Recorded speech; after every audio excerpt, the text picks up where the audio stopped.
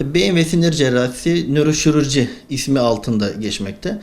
Nöroşirurji kelime anlamı itibariyle sinir sisteminin cerrahisi anlamını taşır. Bu hastalıklar birçok geniş yelpazede adlandırılabilir. Özellikle beyin ve omuriliği dışarıdan baskılayan tümörü de kendi içerisindeki primer oluşturduğu tümörler olabilir. Bunlar doğumsal meningomiyelosel dediğimiz doğumsal hastalıklar olabilir.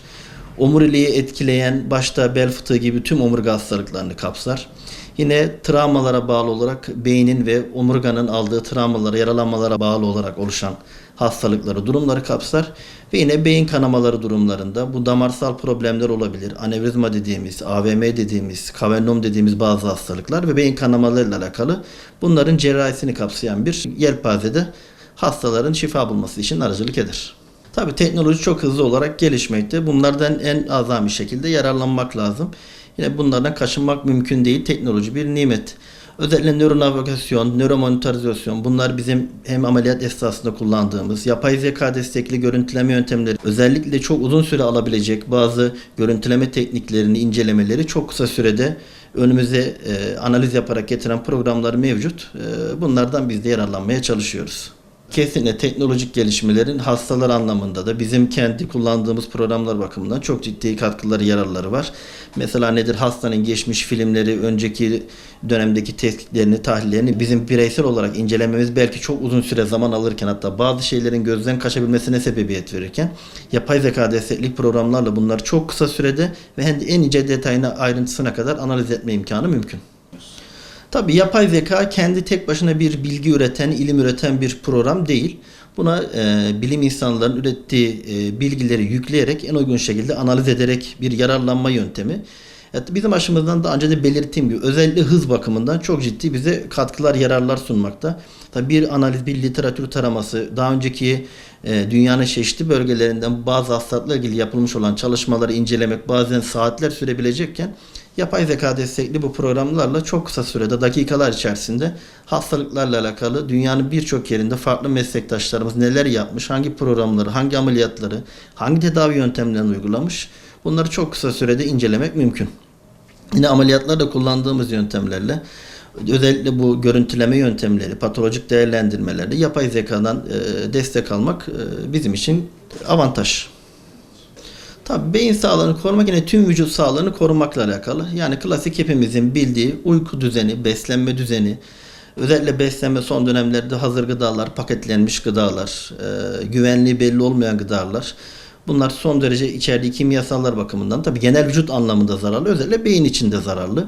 Yine ekran bağımlılığı özellikle çocuklarda daha sık görüyoruz bu aralar. Telefon olsun, tablet olsun. Tabii bunlar insanı bir nevi hantallaştıran, olağan günlük gelişmelerden, güncellerden ve gerçekliklerden koparan gelişmeler. Genel vücutla alakalı beslenmeye, uykuya ve ekran süresini uygun şekilde ayarlamaya dikkat etmek lazım. Erken teşhis tedavi oldukça önemli. Özellikle kafaya alınan darbelere, travmalara, kazalara bağlı olarak bize kliniğimize en çok başvurular epidural kanamalar, subdural kanamalar dediğimiz kanamalardır. Bunlarda biz saatler değil dakikalarla yarışırız. Acil serviste bir hastayı gördüğümüz zaman bizim Glasgow Koma Skorosu dediğimiz hastanın nörolojik durumunu bize gösteren değerlere baktığımız zaman bazen bunlar çok gerilemiş olarak gelirler. Hastanın şuuru, bilinci kapalı olarak gelir. Yaptığımız nöroradyolojik görüntülemelerde de biz bu kanamayı tespit edersek çok acil bir şekilde hiç vakit kaybetmeden hızlıca ameliyathaneye hastayı alıp o kanamayı temizlemek lazım. Çünkü bunlar maalesef Hasta eğer geç hastaneye ulaştı, gelemedi ya da başka problemlerden dolayı bir gecikme olursa çok ölümcül seyreden hastalık grupları. Beyin cerrahisinin bir kere mesai zaman mefhumu yok. 24 saat boyunca gece ve gündüz kavramı olmadan hastalarla alakalı her türlü değişimde hastayla ilgilenmek mecburiyetinde durumundasınız. Aslında çoğu bizim branşlar için de bu böyledir. Özellikle asistanlık süreci çok ağır ve zorlu geçer. Uzmanlık döneminde de özellikle perifer dediğimiz çevre Doğu'da, Doğu Anadolu'da ya da başka İç Anadolu'nun ücra köşelerine çalışan meslektaşlarımız bazı bölgelerde özellikle tek bir meslektaşımız görev yapmakta. 30 gün boyunca 7-24 her türlü gelen acil hastayla da ilgilenmek zorunda. Tabii bunlar insanı yıpratan, yoran durumlar. Acil hasta gecenin saat 2'sinde 3'ünde de gelebilir. Biz o filmi görür görmez hızlı bir şekilde müdahale etmek durumundayız. Yani bu sizin uykuda olmanız, uyanık olmanız, kendi ailenizle ilgili bir durumun olması maalesef bunlar bu meslek için zorlayıcı durumlar. Ama siz hangi şartta olursa olsun hastayı o şekilde acile geldi bir hasta görüp teşhis ettiniz, tanısını koydunuz. Hızlı bir şekilde diğer tüm şartları kendiniz için dışlayarak hastaya en uygun şekilde çok hızlı bir şekilde müdahale etmekle mükellefsiniz.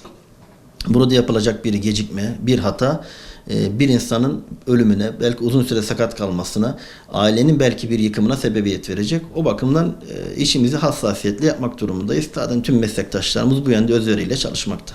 Her ameliyatın belli bir süresi vardır. Ancak bunu önceden dakika dakika, saat saat kestirmek mümkün değil. Ameliyattaki duruma göre, hastalığın durumuna göre, bazı oluşabilecek komplikasyonlara göre süreler değişmekte.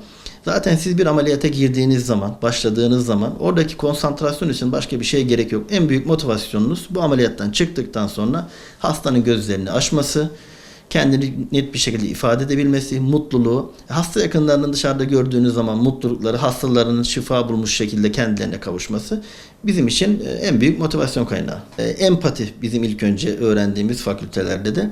Özellikle beyin cerrahisi açısından en önemli şey sabır. Sabırlı olmak durumundayız. Saatler süren ameliyatlar var.